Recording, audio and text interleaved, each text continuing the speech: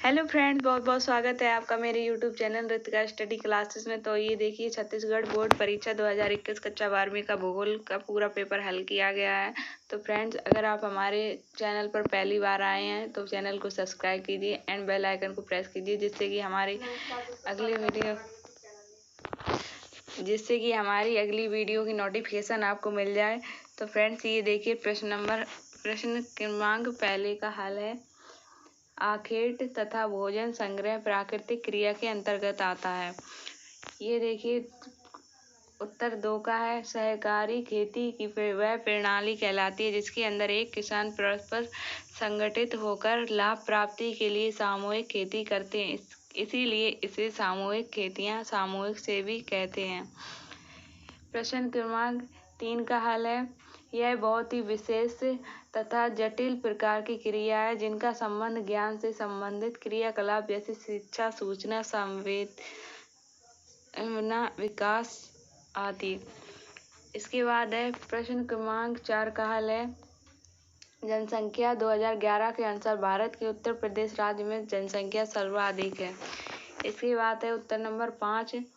चीनी उद्योग के लिए महत्वपूर्ण कच्चा माल गन्ना है, जो कि एक विशेष मौसम में ही प्राप्त होता है। इसके बाद इसकी आवक बंद हो जाती है। साथ ही चीनी उद्योग में इसका उत्पादन भी कम हो जाता है, इसीलिए चीनी उद्योग एक मौसमी उद्योग कहलाता है।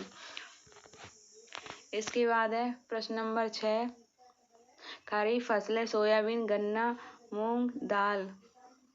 प्रश्न क्रमांक 7 का हल है। जिन खनिजों से धातु प्राप्त होती है वे धात्विक खनिज कहलाते हैं, जैसे लौह, अयस्क और बॉक्साइट आदि। इसी का उत्तर है। जिन खनिजों से अधातु प्राप्त होती है उसे अधात्विक खनिज कहलाते हैं, जैसे अभ्रक, चूना, पत्थर आदि। इधर अभ्रक है तो आप यहाँ पर अभ्रक कर लीजिएगा। इसके बाद है प्रश्न क्रमांक 8 का हल। डेयरी कृषि की मुख्य विशेषता निम्नलिखित हैं।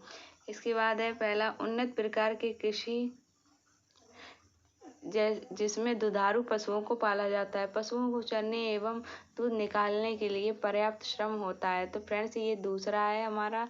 ये पहली विशेषता है। यह मुख्यतः किसी नगरीय औद्योगिक केंद्रों के आसपास की जाती है। ये तीसरी विशेषता है। तो फ्रेंड्स, वीडियो के एंड तक जरूर बने रहिए और चैनल को सब्सक्राइब जरूर कीजिएगा।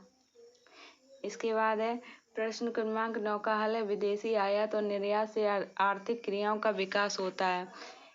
दूसरी है, अंतर्राष्ट्रीय व्यापार सिद्धांतों और वस्तुओं के स्थानांतरण के सिद्धांत पर निर्भर करता है, जिससे व्यापार करने वाले देशों को लाभ ही पहुंचता है।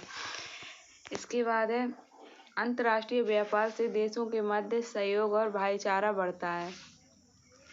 प्रश्न नंबर 10 का हल है। ओरिएंटल एक्सप्रेस रेलगाड़ी यूरोप सबसे महत्वपूर्ण रेल मार्ग है। एयर फोर्स के पेरिस्टाइल और तुर्की के कॉन्स्टेंटियोन शहर के बीच चलती है। इसके बाद इस मार्ग पर चलने वाली मुख्य ट्रेनें ओरिएंट एक्सप्रेस हैं। 11 का है तारे का आकार का प्रारूप। ऐसे प्रारूप वहाँ मिलते हैं जहाँ कई मार्ग आकर एक स्थान पर मिलते हैं। यह बस्ती देखने में तारे के आकार जैसी प्रतीत होती है, इधर से उधर लगे होते हैं। ऐसी बस्ती प्रायः नगरीय क्षेत्रों में पाई जाती है। इसके बाद है 12 का प्रवास के आर्थिक परिणाम। सबसे महत्वपूर्ण परिणाम जनसंख्या तथा संसाधनों के बीच के अनुपात गार हैं।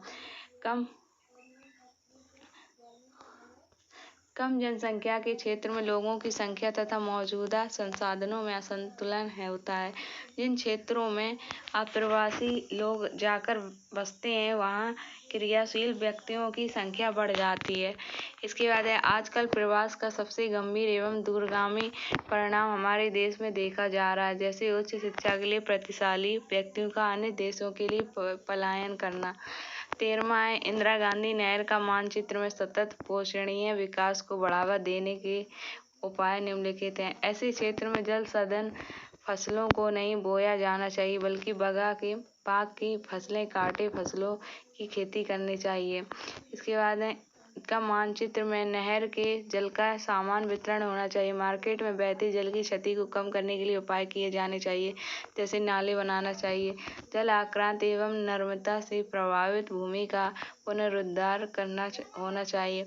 उसके बाद 14 का अर्थव्यवस्था का हवाई क्षेत्र से सेवा से संबंधित कार्यों में लगा हुआ सेवा सेक्टर कहलाता है। सेवा सेक्टर में मुख्य रूप से परिवहन, कुरियर, सूचना क्षेत्र की सेवाएं, रियल एस्टेट, होटल एवं रेस्टोरेंट, वैज्ञानिक और तकनीकी सेवाएं आती हैं। सेवा सेक्टर भारतीय सकल घरेलू उत्पाद में करीब 7% का योगदान देता है।